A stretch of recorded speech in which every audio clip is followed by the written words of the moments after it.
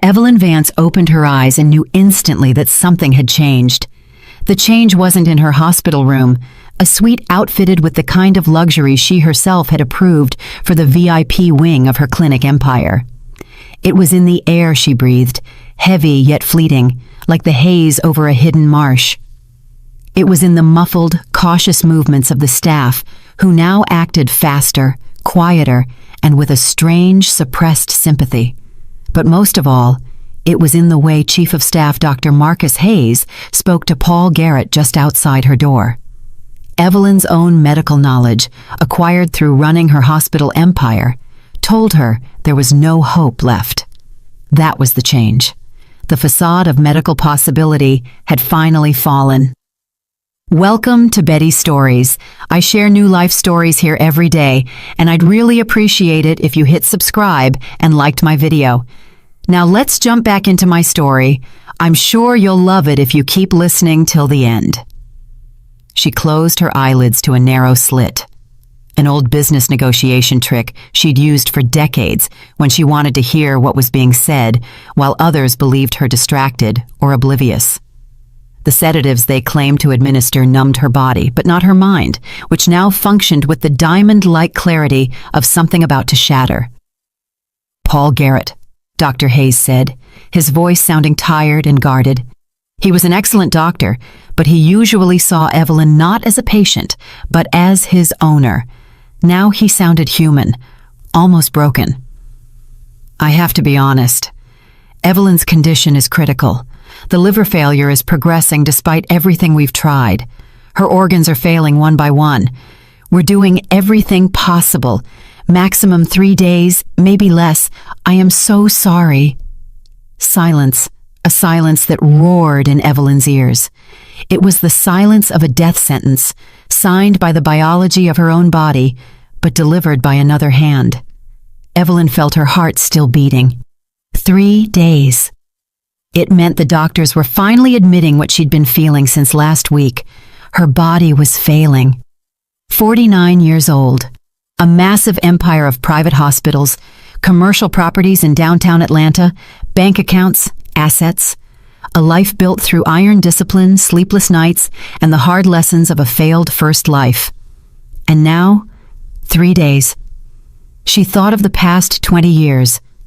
The first marriage ended. There were no children, just the business. She built, she expanded, she acquired. Everything she owned, she had earned herself, long before she married Paul. Her fortune was her shield, her armor.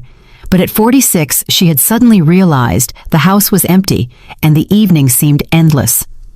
Paul Garrett had stepped into that void. A good-looking man, 10 years her junior, attentive, charming. He worked as an administrator at one of her hospitals. When he first asked her out to dinner, Evelyn felt like a young girl. He had reignited the light in her. She had needed that warmth so desperately that she hadn't wanted to see the cold shadows in his eyes. The door opened. Evelyn didn't stir. Paul walked in. She caught the scent of his expensive cologne, the one she'd given him for his birthday, a scent that now smelled sickeningly sweet. He sat on the edge of the bed and took her hand. His fingers were warm and well manicured.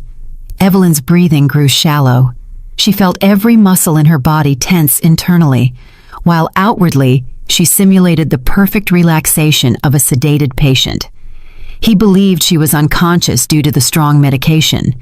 The nurses had told him so this morning. What happened next, Evelyn would remember until her last breath. Paul squeezed her palm, stroked her wrist with his thumb, and whispered almost tenderly, yet with an icy hardness underneath, "Finally, I've waited for this for so long.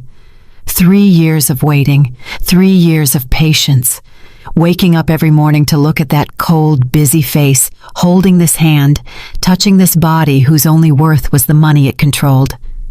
Evelyn tensed inside, but her body did not betray her.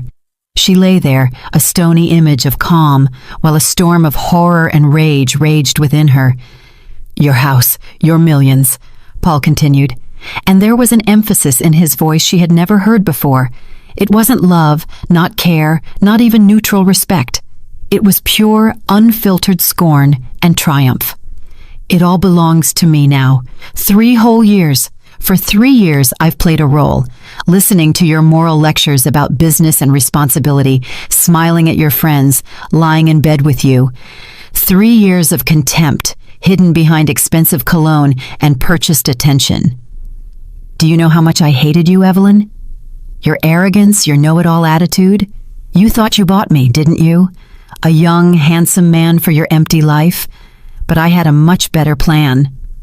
Paul laughed softly, an ugly, grating sound. He leaned closer, and Evelyn smelled the slight hint of alcohol he often drank in the mornings, a sign of his internal emptiness. And now it's finally over. The tea was a masterpiece, a minimal dose every day. So subtle, so slow. They blamed it on stress, on overwork, on your age. A perfectly executed plan, Evelyn. No one will ever find out. You will die, and I will inherit everything you worked so hard for. He stood up, released her fingers, almost impatient now that the mask had fallen, adjusted the blanket with feigned concern, and walked out. Evelyn heard him talk to someone, probably the nurse, in the hallway, telling her to take good care of his wife, that he would be back soon. His voice sounded compassionate and distraught. The perfect performance until the last second. When the door closed, Evelyn opened her eyes. The ceiling blurred not from weakness, but from rage so hot it coursed through her body, because everything that had happened in the past few months suddenly clicked into a clear picture. The gradual deterioration of her health, first slight nausea, then weakness, dizziness. The doctors blamed it on stress and overwork. She had thought so herself. How stupid she was to trust him, the man who had presented himself as a rescue from loneliness. But 3 weeks ago, when the next episode happened right in her office, they brought her to the clinic. Her blood counts showed strange abnormalities. Evelyn, who mistrusted even her own doctors, secretly sent a blood sample to an outside lab in a different city, Charlotte. The result came 5 days ago, when she was already lying here. The toxicological analysis detected traces of a substance that shouldn't have been there, a rare drug used in palliative medicine to ease the suffering of the terminally ill. In small doses, it causes drowsiness. In large doses, it leads to liver failure and subsequent organ shutdown. Evelyn hadn't wanted to believe it then. She dismissed it as a lab error and requested a repeat. The second analysis confirmed it. And now, after Paul's words, there was no doubt. She was systematically poisoned for months. The realization was a shock that turned her rage into cold, calculated determination. She would not die before she had taken everything from him, everything he had murdered her for. Evelyn tried to sit up, but her body would not obey. Her hands trembled. She lay there, staring at the ceiling, trying to formulate a plan. 3 days. If the doctors were right, she had 3 days left to put everything in order. She knew Paul, knew he was handsome, charming, and internally empty. But she thought a comfortable life would be enough for him. How foolish she was. He wanted more. He wanted everything. And he had underestimated how sharp her mind was, even as her body failed.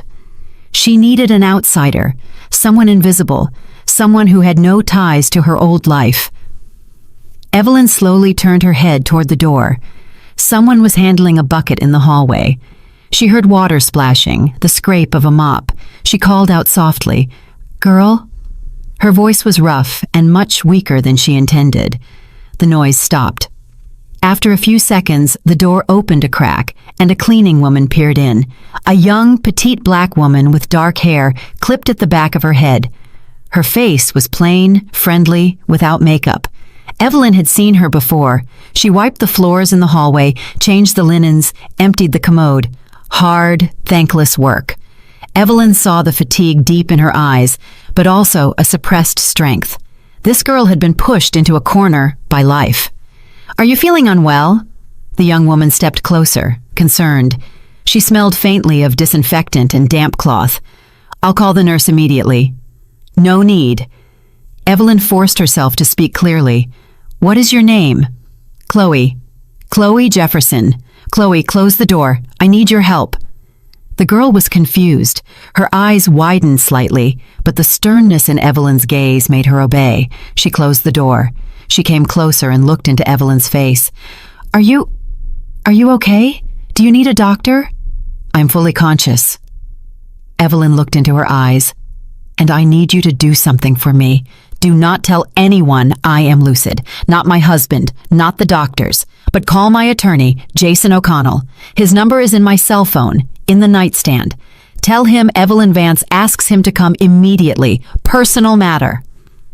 Chloe shook her head, her hands beginning to fidget. The fear of losing her job was greater than her curiosity. I can't do that. That's not my job. If they find out... If you do everything I say... Evelyn paused to gather strength. The effort of speaking was enormous.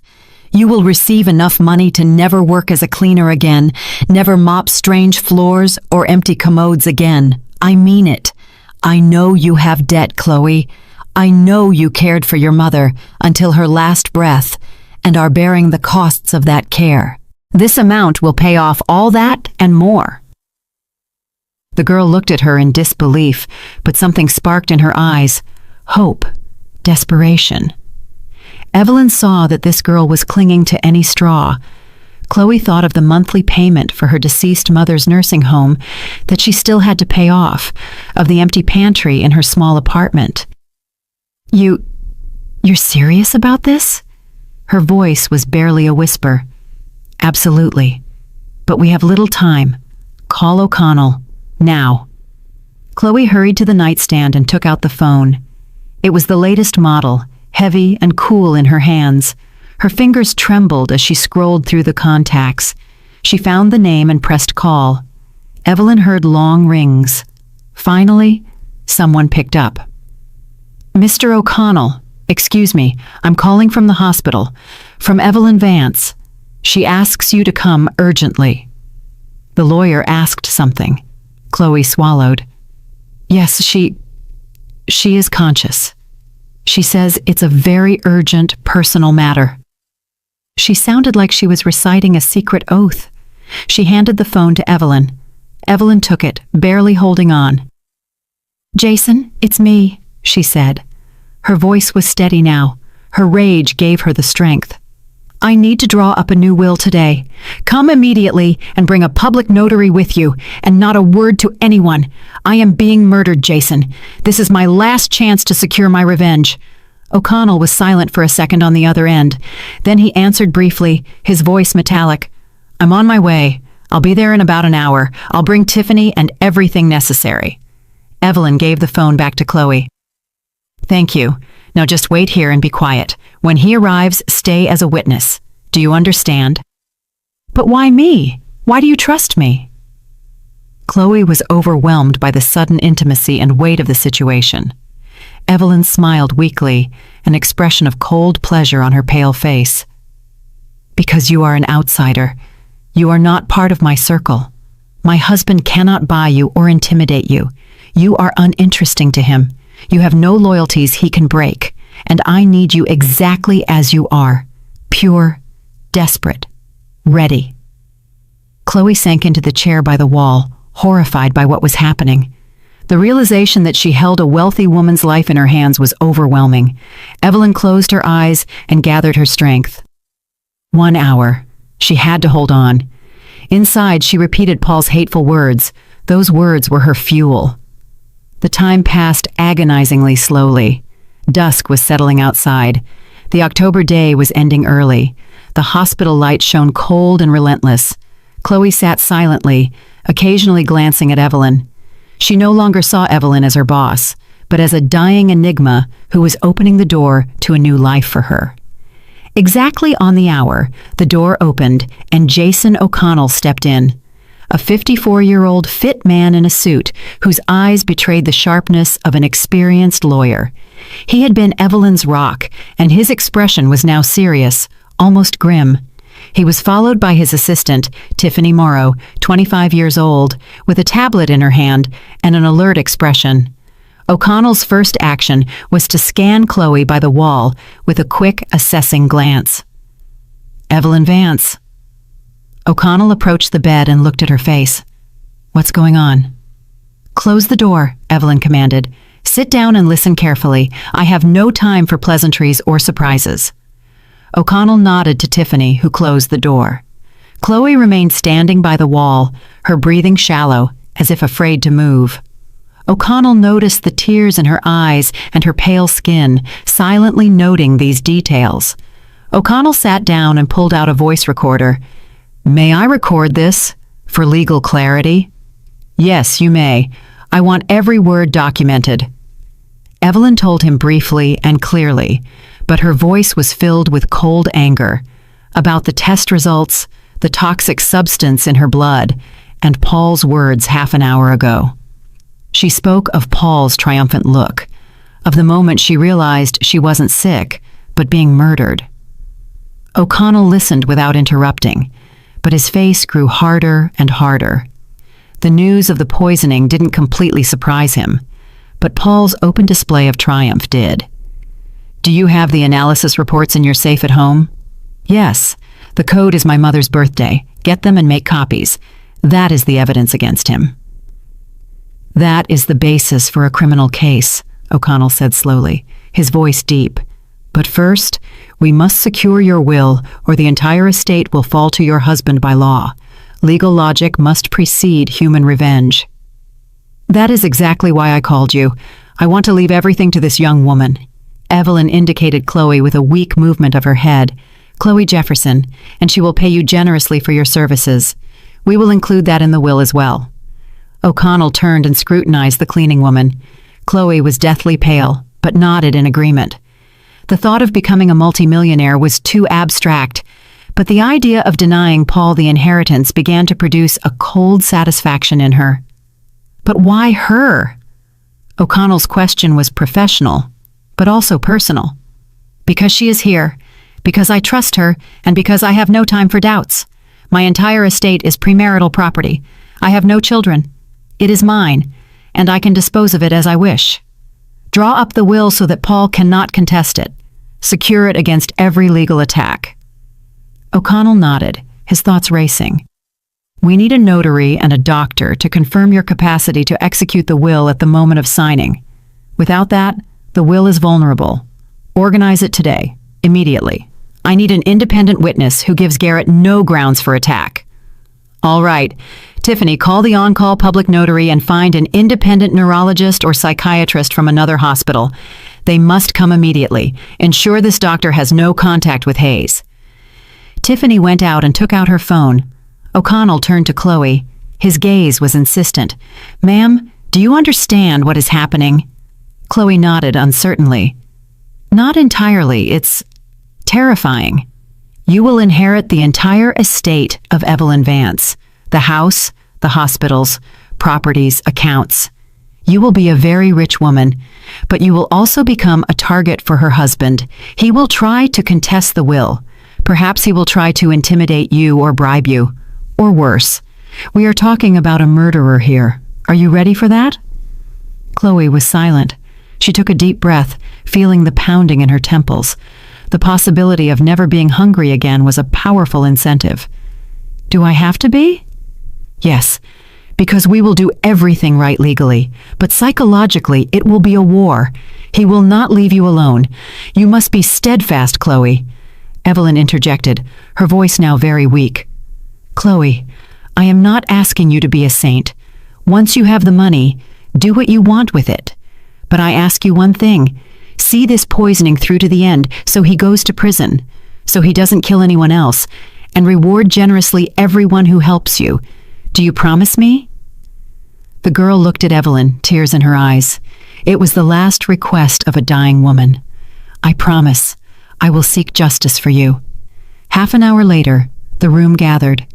The public notary, an older gentleman with a briefcase and seal, a psychiatrist from the neighboring hospital, a woman in her 50s, O'Connell, Tiffany, Chloe, and Evelyn herself.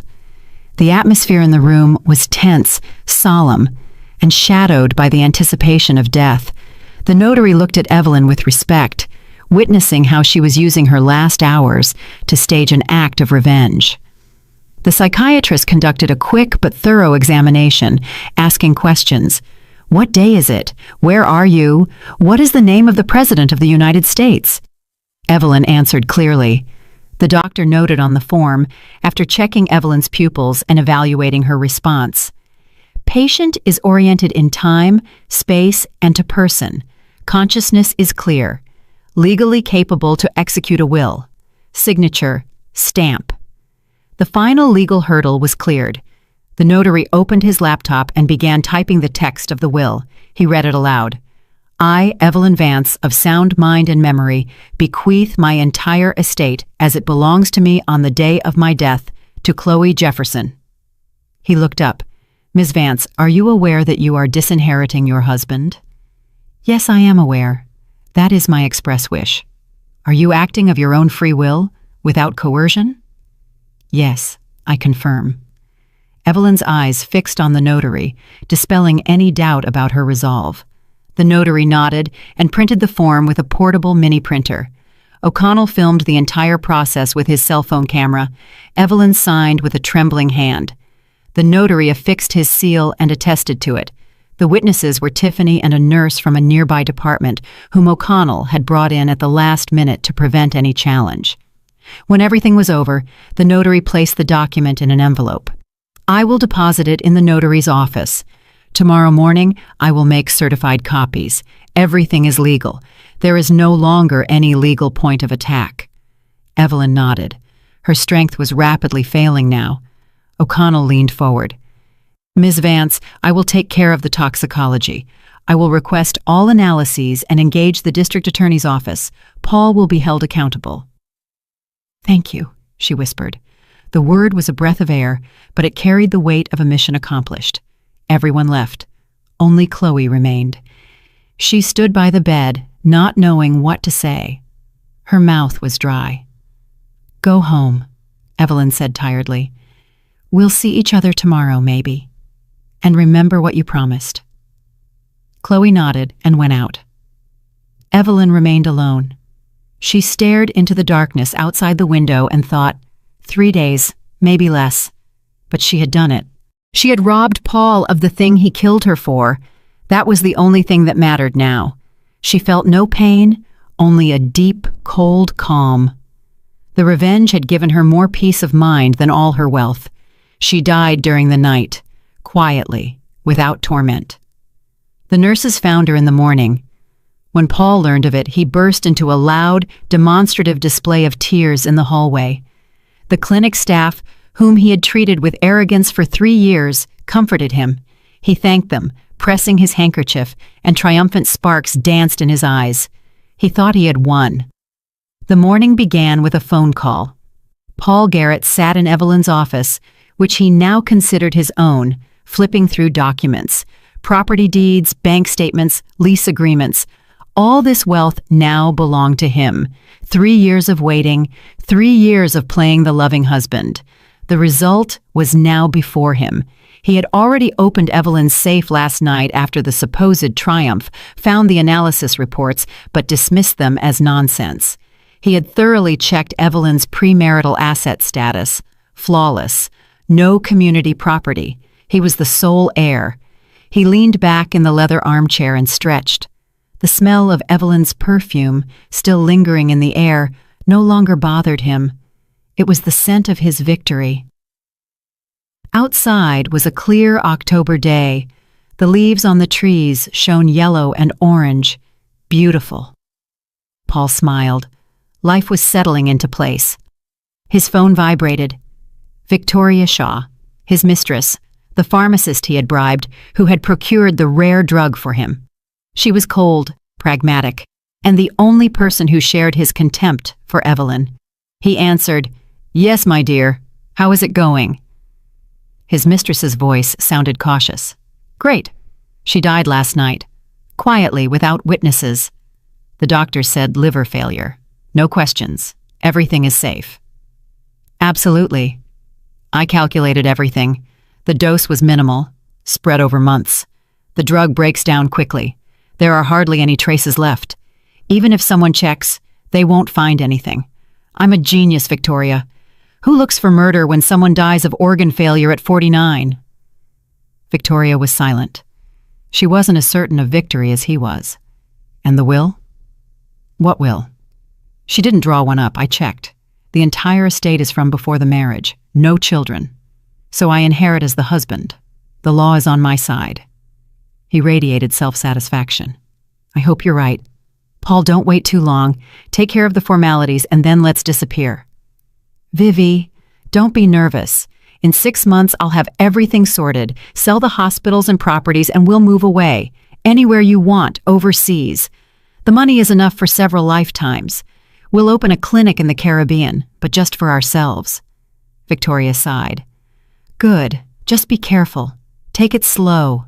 Play the mourner. People need to believe you are devastated.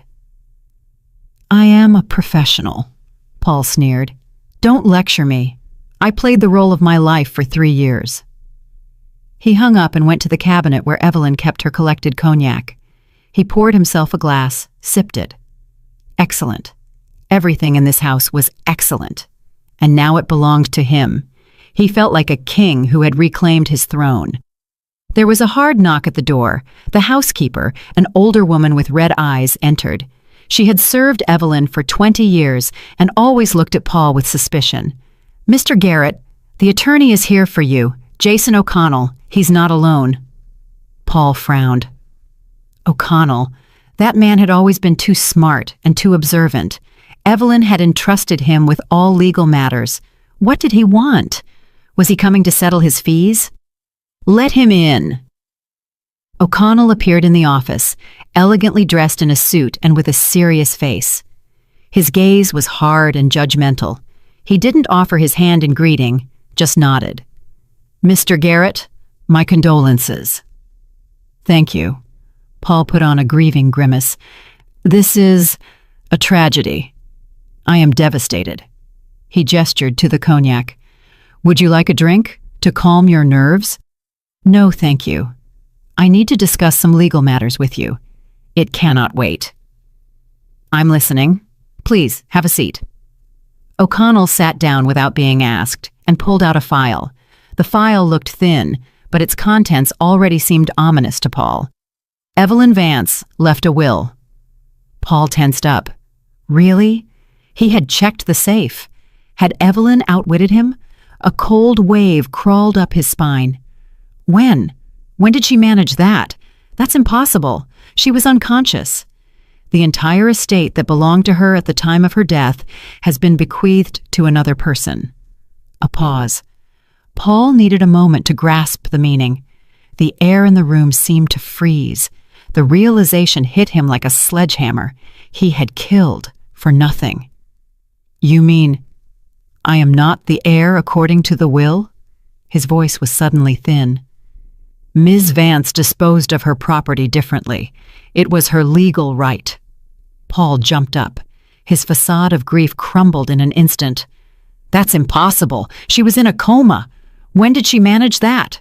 He almost screamed. Anger distorted his handsome face. O'Connell looked at him coldly. His calm was in stark contrast to Paul's panic.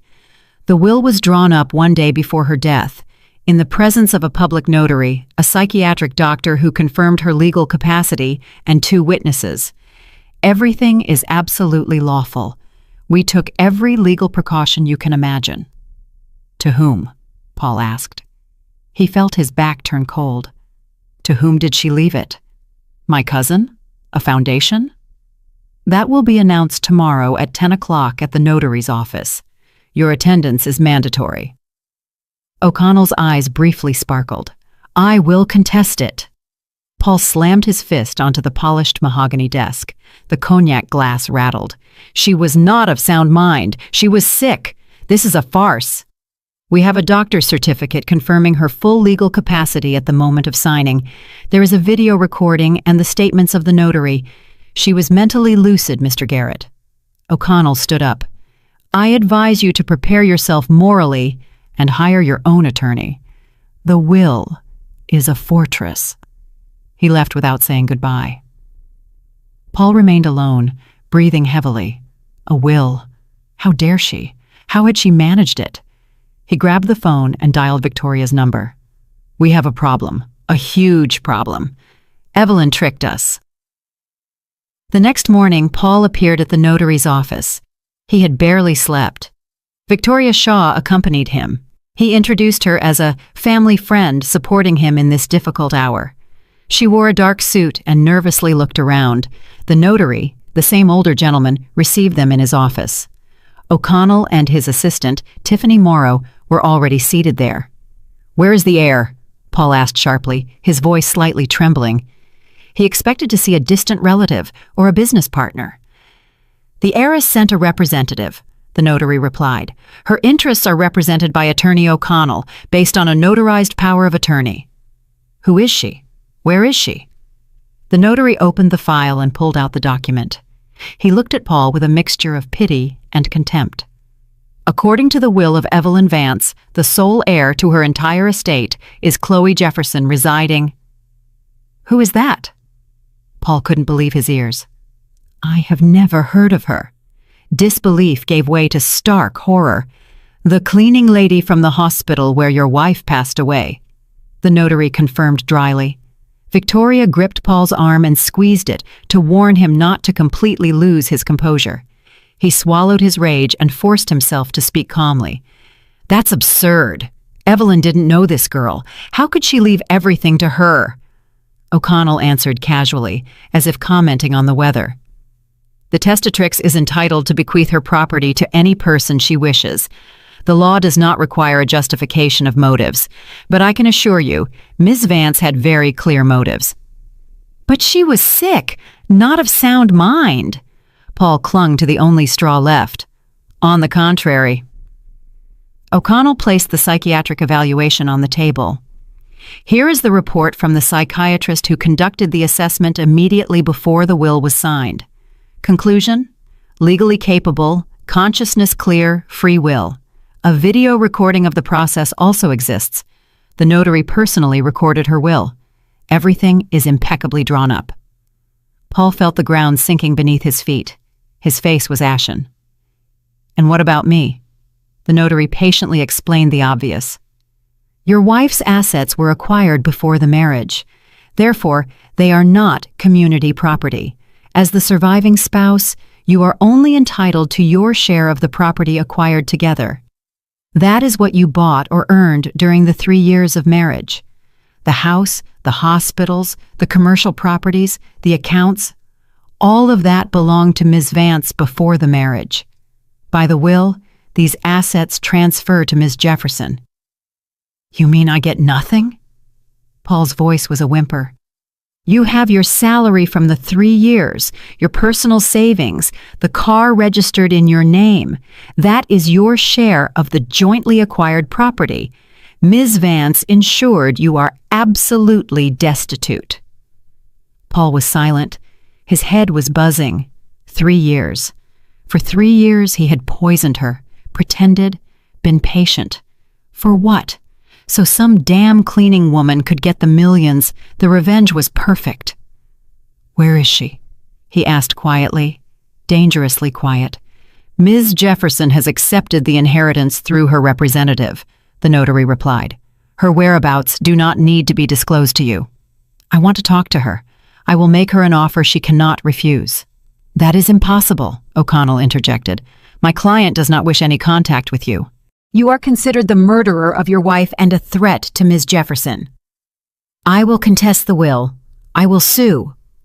"That is your right. But I warn you, we have every reason to believe the contest will be unsuccessful. The will is legally flawless. The testatrix's intent is clearly expressed.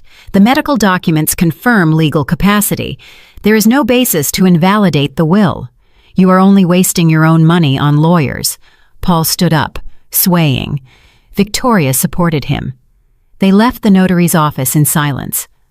On the street, Paul stopped and turned to Victoria. His eyes burned with untamed hatred. "Everything has collapsed," he whispered. "Not everything." Victoria looked at him sharply. She wasn't ready to give up her own part in the betrayal. "We find this girl, force her to reject it, intimidate, bribe, whatever. The main thing is to act quickly. O'Connell has hidden her somewhere. We will find her. I have contacts, people who know how to search. Give me a couple of days. We will take back what is ours." Paul nodded. Hatred simmered in his chest. Evelyn had outsmarted him. Even in death, her revenge had succeeded. But he wouldn't give up. Not after everything he had invested. His only drive now was the destruction of Chloe. Meanwhile, a meeting was taking place in O'Connell's office. Jason O'Connell sat across from Tiffany Morrow and the private investigator, Detective Roy Singleton, a former police officer, a sturdy man of 42 with streaks of gray in his hair. Singleton had a reputation for being relentless and discreet. "The situation is as follows," O'Connell began. "Chloe Jefferson is safe. She has moved to a neighboring region, Charlotte, rented a room and taken a temporary job. But Garrett will look for her. He won't stop. He is dangerous and desperate." "What can he do?" Tiffany asked.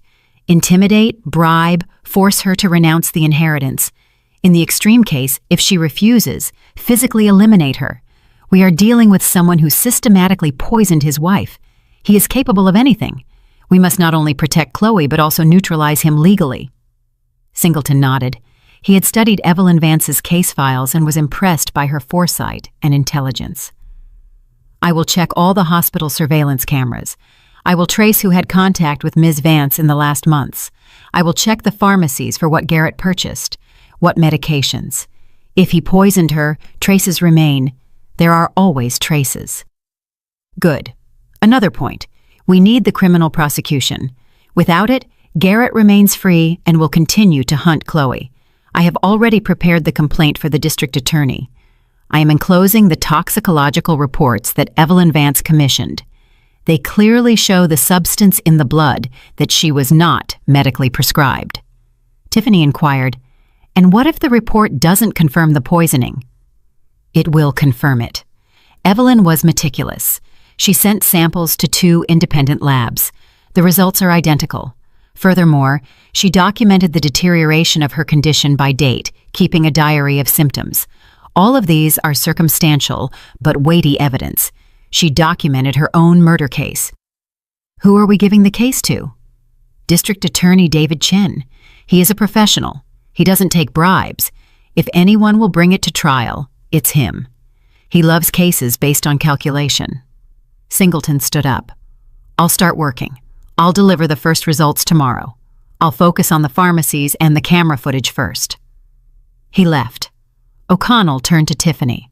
"Contact Chloe. Tell her everything is going according to plan. She should stay calm, not show herself. If anything happens, she should call me immediately. I want her to feel safe but not become negligent."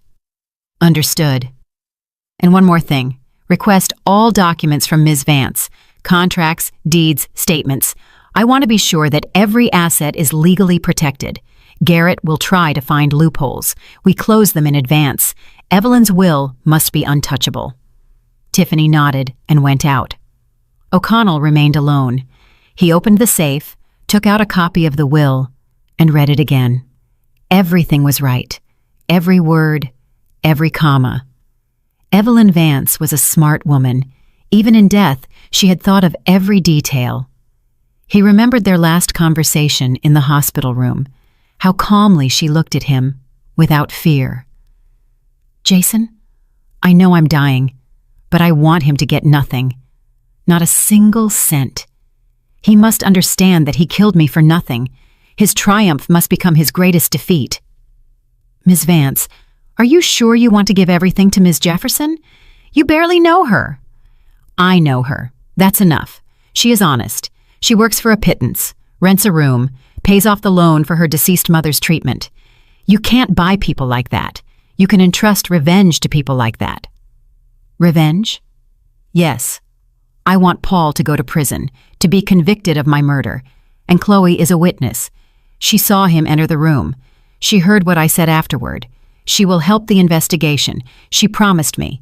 She will be my hand to execute justice."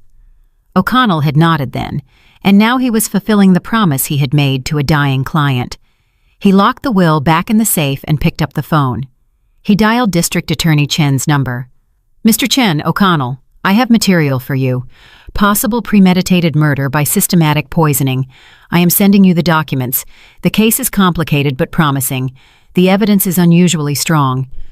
Chen was silent on the other end. "Send it. I'll look it over. Thank you. I'll await the documents." O'Connell hung up. Now all that remained was waiting. Waiting for the wheels of justice to begin grinding, slowly but inevitably. Meanwhile, Chloe Jefferson sat in her small rental room in Charlotte on an old sofa looking out the window. A fine autumn rain was drizzling outside. The drops ran down the glass and merged into winding rivulets. She still couldn't believe it. Everything seemed like a dream. 2 days ago, she was mopping floors in a hospital hallway, earning a small wage, counting pennies until the next payday. And today, her lawyer O'Connell had informed her that she was the heir to a massive fortune. Chloe was not happy. She was afraid. The enormous sum felt not like a gift, but like an undeserved burden, a magnet for evil. She knew Evelyn's husband wouldn't leave her alone. He would come. He would search. And what then? Her phone vibrated. Tiffany Morrow. "Ms. Jefferson, how are you doing?" "Pretty good. I'm at home. It's quiet here." "Excellent. Don't go out unnecessarily. Garrett has already begun searching. We are monitoring his activities. He doesn't know where you are yet, but be careful. Stay in the shadows." "All right, I understand. One more thing. Soon the district attorney will want to call you for a statement about what you saw in the hospital, what Ms. Vance said. Be ready. Your testimony is crucial." "I'm ready. I promised her. I'm not afraid of testifying, just of him." "Very good. Hang in there." Chloe hung up. She remembered Evelyn Vance's face, pale, drawn, but with a clear, firm gaze. She remembered her last words. "See this poisoning through to the end, so he goes to prison." She would see it through, whatever happened, because Evelyn had given her a chance, the chance for a different life, and Chloe wouldn't disappoint her. The revenge wasn't hers, but the justice she owed Evelyn was her new purpose in life. Dusk was breaking outside. Somewhere in another city, Paul Garrett was gathering information, making plans, preparing to strike. And here, in the quiet room, the girl who was nobody yesterday was preparing for her defense. The game had begun, and the stakes were too high to lose. District Attorney David Chen sat in his office at the Homicide Division headquarters, studying the documents submitted by Attorney O'Connell. The folder was thick. Medical reports, toxicological analyses from 2 independent labs, excerpts from the medical history, the personal diary of the deceased Evelyn Vance, in which she recorded the symptoms by date. Chen was an experienced investigator with a reputation for being meticulous and incorruptible. He didn't like sensational cases, but when he took one on, he saw it through. Now he was reading the toxicology report for the 3rd time. Everything added up. Traces of a drug used in palliative medicine to alleviate the suffering of the terminally ill were found in Ms. Vance's blood. In high doses, it is fatal. The substance was rare, strictly prescription only. Ms. Vance did not have an oncological illness. Where did it come from? Chen picked up the phone and called O'Connell. "Mr. O'Connell, I received the documents. One question. Were there any reasons for Ms. Vance to take this medication?" "None." Her treating physician confirmed he had not prescribed anything of the sort. Furthermore, Evelyn Vance herself became suspicious and secretly submitted samples to an external lab. The results will shock you, but they are credible. "I see. Who had access to her food and medication?" "Primarily the husband, Paul Garrett. They lived together. He prepared her tea, brought her pills. The housekeeper came 3 times a week, but has been under observation for 20 years. Absolutely trustworthy. The other contacts were episodic. The husband's motive is the inheritance. Ms. Vance owned a chain of hospitals, commercial properties, and large accounts, all acquired before the marriage. She had no children. Had she died without a will, Garrett would have inherited everything as the sole legal heir. But she left a will. Yes. One day before her death, in favor of an external person, the cleaning lady Chloe Jefferson. Garrett was left destitute. That was Evelyn's final move. Interesting. So he had motive, means, and opportunity. The classic triad. This is a clear case, albeit a cynical one. Exactly. Furthermore, there is a witness. Chloe Jefferson heard Ms. Vance tell me about her suspicion. She is ready to testify. She is now in a safe location. Garrett is actively looking for her, trying to intimidate her, to force her to renounce the inheritance. I fear for her life. Chen frowned. Good. I'm opening an investigation into suspicion of homicide under the first-degree murder statute. I will order the exhumation and a new forensic medical examination. If the poisoning is confirmed, Garrett will face a high sentence. Thank you, Mr. Chen. I knew you were the right person for this case. You're welcome. I'm just doing my job. Chen hung up and began drafting the order to open the investigation. Tedious work lay ahead, but he liked such cases. When everything fits together into a clear picture, when the perpetrator believes they have escaped retribution and then realizes the net is closing in. 2 days later, the district attorney received court approval for the exhumation of Evelyn Vance's body. The procedure took place privately. Samples were sent for examination to a leading forensic center in Quantico, Virginia. While the experts worked, Chen began collecting circumstantial evidence. He instructed his assistants to analyze the surveillance camera footage from pharmacies in the area where Ms. Vance lived. The task was simple, to find out if Garrett had purchased the drug in question. The result came after 1 week. In a recording from one of the private pharmacies, Paul Garrett was clearly visible. He approached the counter, spoke with the pharmacist, gave money, and received a package. The date was 2 months before Ms. Vance's death. Chen called the pharmacist in for questioning. A nervous, frightened woman in her 50s. Do you remember this man? The district attorney showed a photo of Garrett. Yes, I remember. He came several times. He bought the palliative therapy medication. He said his mother had cancer. The doctors had allowed him to administer it at home so she wouldn't suffer. The pharmacist lowered her gaze. The lie was clearly painful for her. Did you have a prescription? The pharmacist turned pale. No, he said he lost the prescription. He offered to pay more. I agreed. I needed the money. It was a mistake, I know. How often did he buy it? 4 or 5 times. I don't know exactly. Chen nodded. Do you realize that you violated the law? The sale of prescription drugs without a prescription. And if this drug was used to kill someone, you are an accessory. The woman wept. I didn't know. I swear I didn't know. Write a statement. Admit it voluntarily. That will mitigate your guilt. But you will have to testify in court. She nodded, wiping away her tears. Chen dictated the protocol to her. She signed. Another thread leading to Garrett was documented. Simultaneously, private investigator Roy Singleton conducted his own investigation. He requested all surveillance camera footage from the hospital where Ms. Vance was admitted. He examined who went into her room, when, and for how long. Paul Garrett was regularly seen bringing fruit and flowers, sitting by the bed. On the cameras, he looked like a model husband, but one day, Singleton noticed a detail. Garrett entered the room with a thermos. He stayed for 10 minutes. He left without the thermos. An hour later, the nurse came to collect the dishes. The thermos was empty. Singleton requested the medical records. On that day, Ms. Vance's condition had deteriorated rapidly. Nausea, weakness, confusion. The doctors blamed it on the progression of the illness. The detective found the nurse and conducted an unofficial interview with her. Do you remember the day? Garrett brought his wife tea in a thermos. Yes, I remember. Ms. Vance drank a little and then said the tea tasted bitter. I thought the infusion was too strong. And what did Garrett say? Nothing. He smiled and said she had always been picky. He seemed unperturbed. Singleton noted the statement. Another building block for the indictment. It showed the perpetrator's method and cold-bloodedness. In parallel, he tracked Garrett's actions after the will was announced. Paul had hired people, 2 strong men from a private security company.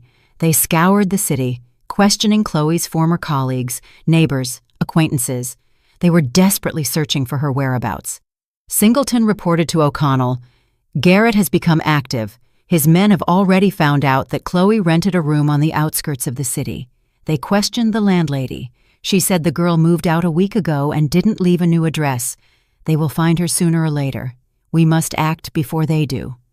Yes, they have the resources. We must preempt them. I suggest arranging a meeting between Chloe and Garrett's people under our control. We record the attempt at coercion and intimidation. That will be the basis for another criminal case. Coercion to execute a transaction, threats. We use his greed as a trap. O'Connell thought about it. Risky, but a viable option. I'll talk to Chloe. She must understand the risk. He contacted Chloe Jefferson and explained the plan. The girl did not agree immediately. She was afraid. She trembled on the phone. I can't do this, Mr. O'Connell. He's a killer. He wants to kill me. But O'Connell convinced her. Chloe, they will find you anyway. It is better that it happens on our terms. And he will be convinced that you agree to hand over the estate to him. We will be nearby. The police will be nearby. Nothing will happen to you. And Garrett will be driven even further into a corner. Think of Miss Vance's wish. Fine, she said quietly. I'll do it. For Evelyn. Singleton arranged an information leak. Through an acquaintance at the security company, he passed on a hint to Garrett's men that Chloe was working in a small private lab in the neighboring city of Charlotte. The information reached Paul 2 days later. He was overjoyed to finally have a clear lead. He immediately drove there with Victoria Shaw and 2 bodyguards. The plan was simple. Find the girl, intimidate her, force her to sign the renunciation of inheritance. If she refused, exert stronger pressure. Paul was determined to force his financial rebirth, even if it meant Chloe's death. They tracked Chloe in the evening as she left the lab and surrounded her on an empty street. The air was cold and damp. It got dark early. Paul stepped forward and smiled, but it was a smile like a blade. Chloe Jefferson, finally. We need to talk. Listen carefully. The girl backed away. Paul continued without raising his voice, which made him all the more menacing. You got something that rightfully belongs to me. Evelyn was my wife. I took care of her for 3 years. And you are just a random girl who was in the right place at the right time. Do you think that's fair? Chloe remained silent. She held Evelyn's wish firmly in her heart. Paul pulled papers from his pocket. Here is the renunciation of inheritance. You sign, and I will give you $300,000. That's enough to pay off your debts and start a new life. You refuse? He nodded to the bodyguards. You will regret it, immediately. I won't sign, Chloe gasped. Her knees were shaking, but her voice was clear. Paul frowned. Victoria stepped closer and spoke sweetly, but with a cold look. Sweetie, you don't understand who you're messing with. Paul is not one to give up. If you don't sign voluntarily, he will force you, painfully. Think of yourself, your health. The money is not worth it. I said no. I made a promise to the dead, and I'm keeping it. One of the bodyguards moved forward, but at that moment, Singleton came around the corner. Behind him were 2 uniformed police officers. Halt! Police! Stay where you are! Paul froze. Victoria went pale. The bodyguards looked around confusedly. Singleton went to Chloe. Are you okay? Yes. She was shaking but held herself upright. They threatened me. They wanted me to sign the renunciation of inheritance. The police officer noted the statement. Paul tried to justify himself. We were just talking. There were no threats. This is a misunderstanding. We recorded everything. Singleton pulled Chloe's voice recorder from her pocket. Every word, including the sentence that she will regret it if she refuses. Your attempt at coercion is hereby documented. Paul realized he was trapped. The police officers drew up a report and arrested him and Victoria for questioning. The bodyguards were released with an order to appear. At the police station, Paul was detained until the morning and then released on bail. But the case was opened. Chen received the documents and initiated proceedings for coercion to execute a transaction and threat of violence. Now 2 cases were running against Garrett, the murder of Evelyn Vance and the threat against the heiress. The situation became critical. Paul's desperate greed had betrayed him. Paul returned to the house that no longer belonged to him. Victoria sat on the sofa, holding her head and wailing. "Everything is falling apart, Paul. They are closing in on us. That was a trap, and we walked right into it." "Shut up!" he snarled. "I'm thinking. There must be a way." "What is there to think about? We have to flee while we still can." "Flee where? I have no money. Evelyn left everything to that damn girl. All I have left is my meager salary from 3 years, which is long spent. Without money, I am nobody." "Then what should we do?" Paul was silent. He knew time was running out. The district attorney was digging. The detective was gathering evidence. Witnesses were testifying. Soon he would be arrested, and then it would be all over. He needed a plan. Desperate, risky, but a plan. He had to force Chloe Jefferson to renounce the inheritance. He grabbed the phone and dialed the number of one of his bodyguards. "Listen closely. I need all the information about Chloe Jefferson. Everything you find. Where she lives, where she works, who is guarding her. I'll pay double. We're doing this personally now." The bodyguard agreed. Paul hung up. The adrenaline surged. He knew it was madness. The district attorney was already on his heels. Tomorrow, the interrogation. He could be arrested, but if he did nothing, he would lose definitively. And if Chloe Jefferson renounced the inheritance, the case would collapse. No inheritance, no motive. Without a motive, the charge is weaker. He had to force her to break her will. He packed his things, money, documents, a backup phone. He left a note for the housekeeper, saying he had gone to a friend's house for a few days. His nerves couldn't take it. He got into the car and drove to meet the bodyguard. Meanwhile, in Charlotte, Chloe Jefferson finished her workday. The lab closed at 6 in the evening. She changed clothes and went out onto the street. November had arrived. Cold wind, dampness. It got dark early. Chloe walked down the deserted street toward the bus stop. She felt a growing fear within her, a premonition of evil. Her phone vibrated. Tiffany Morrow. "Chloe, where are you?" "On my way home. Work is over." "Singleton couldn't pick you up today. He has another case. Be careful. Call immediately if anything happens. Don't stand around in the dark." "All right." Chloe put the phone away. She looked around. The street was empty, the lanterns burning dimly. She felt uneasy. She quickened her steps. Behind her, she heard the sound of an engine. A car. Chloe turned around. A black SUV was driving slowly, almost level with her. The window lowered. An unknown man was at the wheel. In the back seat, Paul Garrett. His face was a cold mask of rage and desperation. "Chloe Jefferson, get in. We need to talk. This time there are no lawyers." "No." She backed away. The SUV stopped. The doors flew open. 2 powerful men in dark clothes jumped out. One grabbed Chloe by the arm, the other covered her mouth. She tried to break free, but her strength was insufficient. She was shoved into the car and squeezed between the bodyguards. The SUV drove off. Paul turned to her. "Too bad you're so uncooperative, Chloe. We could have agreed peacefully, but now it has to be different. This is your last mistake." She remained silent, almost suffocating with fear. The scent of Paul Garrett's expensive cologne was now mixed with the stench of fear. The car drove out of the city.